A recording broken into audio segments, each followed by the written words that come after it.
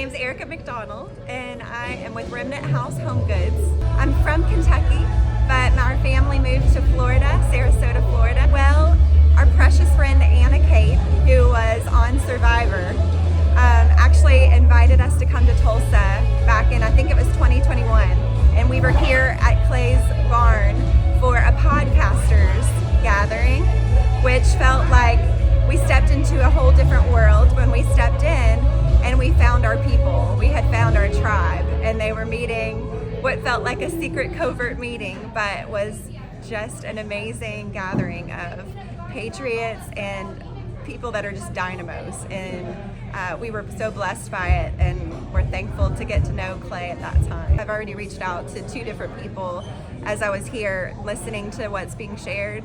Know so many people who need this type of gathering of people and this kind of strength that comes from this gathering, and just putting yourselves with people that are going after it gives you more capacity yourself and the potential, just like how a testimony lets you know that God can do it again in you, and it stretches your faith to keep walking. So I have already been, I feel like, an apostle evangelist person to this conference already.